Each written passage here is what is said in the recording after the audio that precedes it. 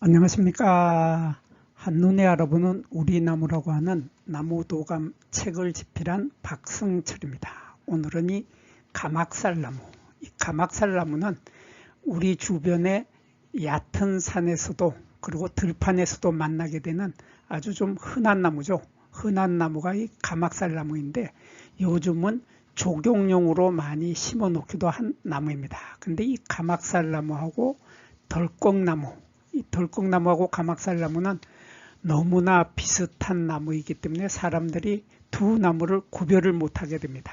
저도 이 두 나무, 가막살나무하고 덜꺽나무를 구별하는데 오랜 시간이 걸렸습니다. 오랜 시간이 걸렸는데 여기 모인 우리들은 이 나무 도감을 공부하는 사람들이니까 가막살나무하고 덜꺽나무가 무엇이 어떻게 서로 다른 차이점을 가지고 있는지 확실하게 공부를 하여서 이 나무들을 만날 때마다 이건 가막살나무, 요건 덜꺽나무 하고 확실하게 구별할 수 있는 방법을 오늘 제가 알려드리겠습니다. 이 가막살나무하고 덜꺽나무는 꽃차례 크기에서 차이가 약간 있습니다. 꽃차례 크기에서 차이가 있는데 가막살나무는 꽃차례의 지름이 6cm에서 12cm, 그러니까 이 꽃차례 전체의 지름이 이렇게 위쪽이 평평해지는 이러한 꽃차례의 지름이 6에서 12cm로 제법 커다란 것은 가막살나무인데 반해서 거기에 비해서 덜꺽나무는 꽃차례의 지름이 5cm에서 8cm, 그러니까 꽃차례의 지름이 많이 적죠. 그래서 꽃이 피었을 때 보면 이 덜꺽나무는 보면은 꽃차례의 전체 크기가 작으면서 꽃도 숫자가 아주 적죠. 많지 않고 적은 숫자로 꽃이 피는 것이 덜꺽나무인데 반해서 가막살나무는 꽃차례의 지름이 6에서 12cm로 크기 때문에 꽃차례에 많은 꽃이 다닥다닥 많이 달린다 하는 이러한 차이점을 가지고 있습니다. 그리고 이 두 나무는 보면은 여기 가막살나무인데 이 가막살나무의 꽃에서 요 암술 부분이 바로 요 꽃잎처럼 보이는 요 꽃뿌리 조각들, 꽃뿌리가 떨어지고 나면 요 암술만 남게 되는데 요 암술의 모습이 이런 모습이죠. 이렇게 생겼는데 요 윗부분이 암술머리이고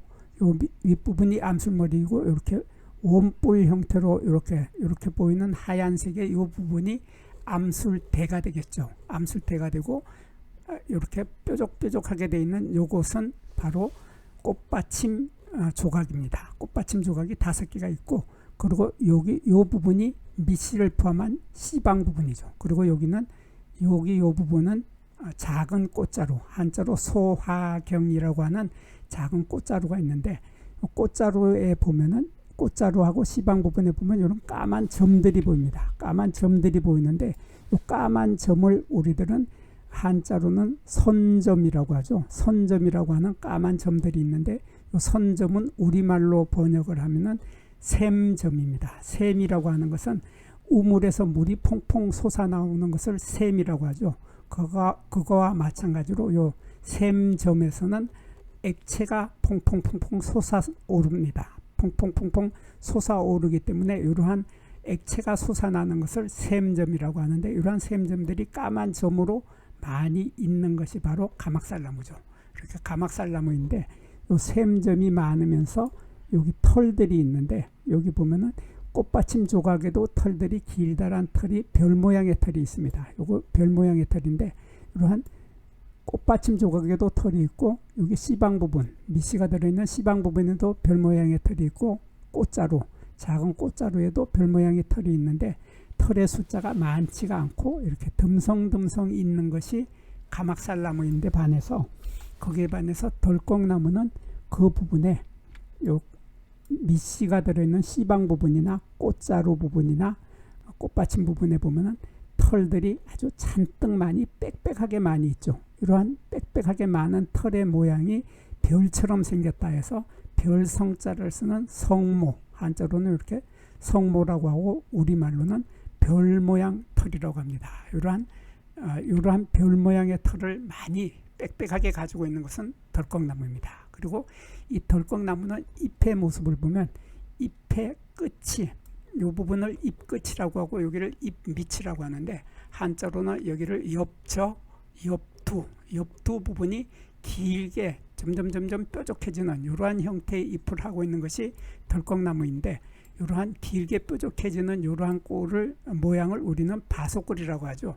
이러한 길게 뾰족해지는 이러한 형태의 잎을 하고 있는 것이 덜컥나무인데 반해서 거기에 비해서 가막살나무의 잎을 보면은 잎의 끝이 길게 뾰족해지질 못하고 여기 보면 몽뚱하게 잘라져서 전체적인 잎의 모습이 보면은 전체적으로 동그란 원형을 이루고 있습니다. 이러한 원형의 형태, 그러니까 이러한 원형의 형태의 잎을 하거나 아니면 이렇게 달걀 모양인데 넓은 달걀 모양을 하고 있는 이러한 잎을 가지고 있는 것은 가막살나무입니다. 그리고 이 가막살나무하고 이 덜컥나무는 이 부분에서 차이점이 아주 뚜렷하고 정확하게 나타나는데 여기 보면 가지가 이렇게 올라오는데 가지하고 여기 가지에서 잎자루가 이렇게 나오죠. 잎자루가 나오고 잎자루 끝에 잎이 달리게 되는데 이렇게 가지와 잎자루가 갈라지는 이 부분을 우리는 한자로 엽액이라고 합니다. 엽액. 우리말로는 잎겨드랑이라고 하죠. 이렇게 잎겨드랑이 부분에 길게 뾰족한 이러한 잎이 나타나게 되는데 길게 송곳처럼 길게 뾰족한 이러한 잎을 우리들은 타겹, 한자로는 타겹이라고 하고 우리말로는 턱잎이라고 합니다. 이러한 턱잎을 두 개를 가지고 있으면은 덜컥나무이고 거기에 비해서 이 턱잎이 없으면은 이렇게 보면 턱잎이 없죠. 여기 어린 가지가 있고 잎자루가 양쪽에 달리는데 이렇게 갈라지는 요 엽액, 잎겨드랑이 부분에 턱잎이 없다 하면은 이러한 나무는 가막살나무다 이렇게 분류를 하고 있습니다.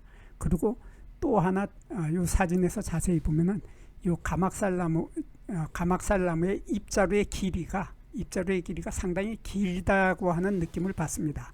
그래서 잎자루의 길이가 5mm에서 20mm 정도 되는 길다란 잎자루를 가지고 있는데 그러니까 길게는 2cm 정도 되는 길다란 잎자루를 가지고 있는 것이 가막살나무인데 반해서 거기에 반해서 덜컥나무는 잎자루의 길이가 2mm에서 6mm 아주 짧죠.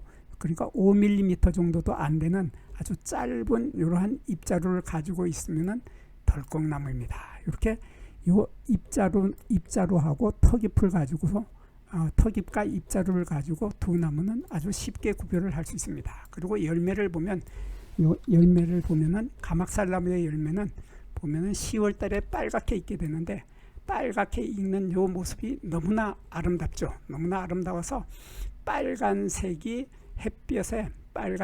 열매가 햇볕에 반짝반짝 빛이 나는 모습은 정말 매력이 넘칩니다. 근데 이 열매는 겨울에 10월에 익어가지고 겨울에 12월 달 이후에도 보면은 한겨울 추운 겨울에도 열매들은 빨간 색깔의 열매를 변함없이 그대로 달고 있게 됩니다. 그러다 보니까 겨울에도 요 열매를 달고 있으니까 겨울에 흰 눈이 내렸을 때 하얀 눈이 소복히 쌓여 있는데 그 틈으로 빨간색의 이러한 반짝반짝 빛이 나는 열매들이 살짝 드러나 보이는 모습은 정말 매력 덩어리입니다. 매력 덩어리이고 사람들이 그러한 눈에 쌓여 있는 열매의 모습을 보는 순간 이 열매에 반하지 않을 사람이 아마 없을 겁니다. 이러한 열매를 맺는데 이 열매는 구든시 열매라고 하죠.